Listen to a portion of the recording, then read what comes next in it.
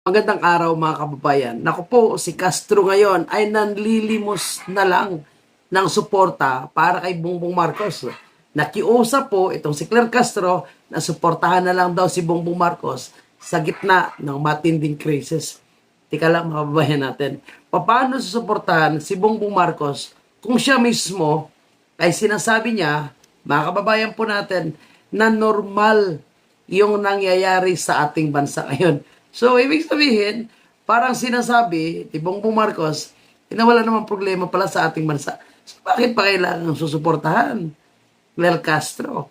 Dahil normal lang para kay Bongbong Marcos, yung mataas na gasolina, krudo, pagkain, pamasahe, at yung krisis na nararamdaman ng sambayan ng Pilipino, normal lang. No? At nagmamakawa din pala si Claire Castro na wag daw magrally ang lahat nagalit kay Bongbong. Gagawin. Itong nangyari na sigalot sa Middle East, hindi naman natin ito ginusto. Kahit anong gawin natin pagpupursigi dito. Totoo yan mga kababayan natin, hindi natin ito ginusto. Pero bilang leader ng bansa, mayroon po siyang magagawa. At yan po ang hindi ginawa ni Bongbong. Tuloy tayo. Hindi talaga natin ito hawak. So ang una-una natin dapat gawin bilang Pilipino, magtulungan tayo lahat.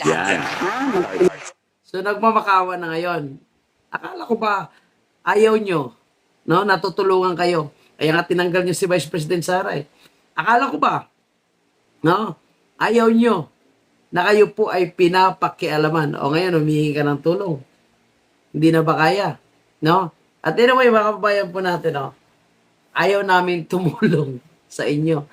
Eh bakit mo tutulungan mga kababayan po natin? Ang mga magnanakaw. Ibig sabihin, no, walang pinagkaiba tayo ko kay Lini Robredo sa mga Dilawan at Piglawan na kain suka kung tutulungan natin itong si Bongbong Marcos. Bakit mo tutulungan ng isang magnanakaw? Bakit mo tutulungan ng isang gobyerno na sindikato? Hindi wala kang pinag-iba na ikaw ay sindikato na rin. Kaya nga ayaw ni VP Sara na makipagtulungan sa inyo. Kasi nga, magnanakaw at sindikato kayo. Tulungan tayo lahat. Tapos, yung mga naninira, tigil-tigilan nyo muna. Na walang mangyayari maganda o walang maidudulot na maganda yung paninira nyo sa gobyerno. Mas Ayun, kaya Claire Castro, tigilan mo na yung paninira mo. Kasi walang maidudulot na maganda, tingnan mo. Lalong tumataas yung ratings ni Vice President Sara, lalong tumaas yung pagiging negative ni Bongbong. Kaya wala talagang mangyari. magandang mag-isip kayo, gamitin nyo yung utak nyo para makatulong kayo sa lahat ng mga kababayan. Yan, Claire Castro, gamitin mo yung utak mo para makatulong ka naman sa taong bayan. Wala ka nang ginagawa, kundi paninira na lang sa mga Duterte, pang-aatake sa kalyada ng mga Duterte. Kaya tigil mo na yan. At the same time, si VP Sara, yung mga Pilipino na mga nagsalita against corruption, actually hindi po kami naninira. Sinasabi lang po namin yung katotohanan para alam ng taong bayan. So, for the sake of transparency and accountability, kailangan malaman ng taong bayan kung anong maling ginagawa ng Marcos administration. Hindi pwede puro na lang propaganda, hindi pwede pagtakpan ng mga bayaran ng mainstream media. Kaya walang naninira sa administrasyon ni Bongbong Marcos. Kami po, sinasabi lang po namin ang katotohanan. Diba? Kasi sa totoo lang mga kababayan po natin, hindi naman talaga katanggap-tanggap. Ito, hindi ito paninira ha. Hindi katanggap-tanggap mga kababayan po natin na nasabihin ng isang presidente na yung mga nangyayari sa ating bansa ngayon, lalo na yung sobrang krisis, yung pagtaas ng crude at gasolina, hindi pwede nasasabihin lang ni Bongbong Marcos na normal lang ito. Hindi ito normal, mga kababayan po natin. Sabihin niya na everything is normal. Paano nagiging normal, mga kababayan po natin?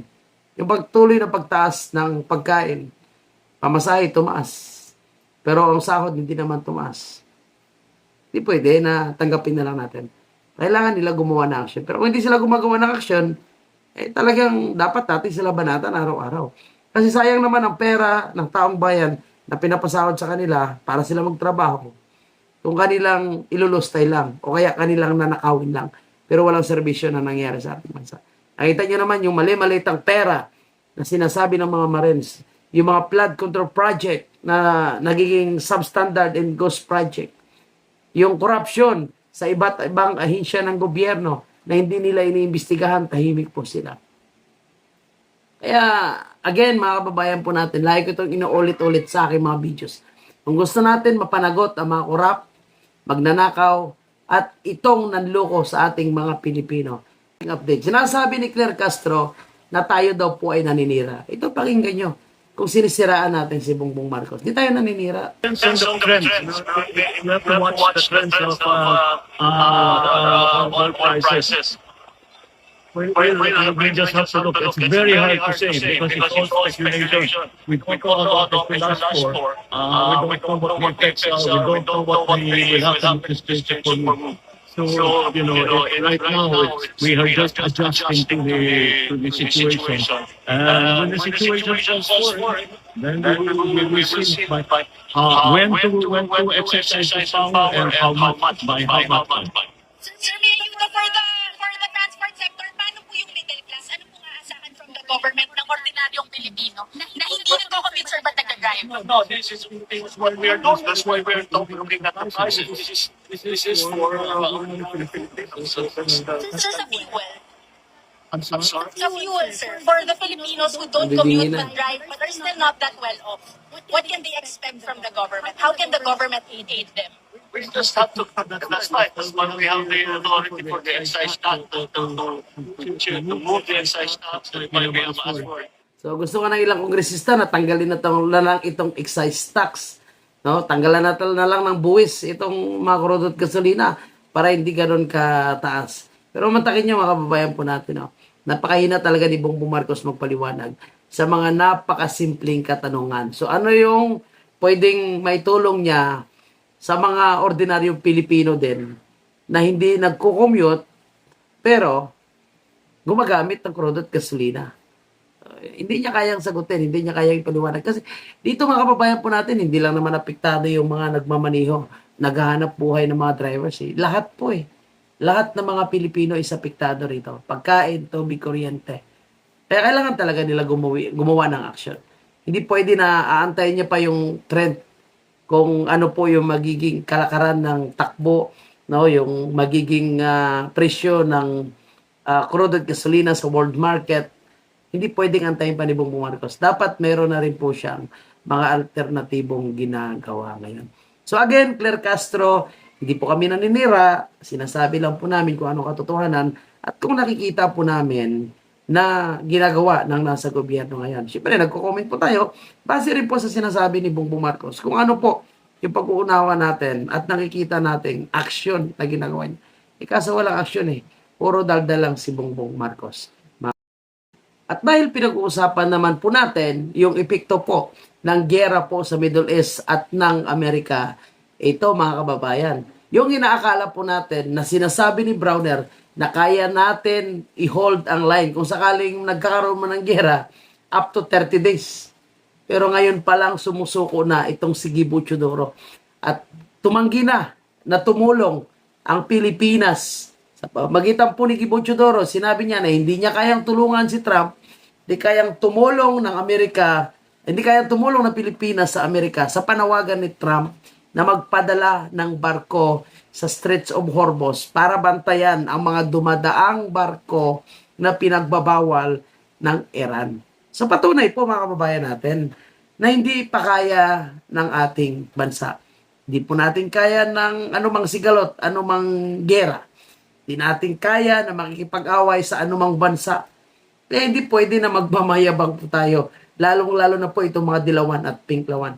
Mismo nga, ang sekretary ng defense po natin, no? Barko lang yung ipapadala doon sa Straits of Hormuz. Hindi na kaya. Ipapano pa kung actual na bakbakan.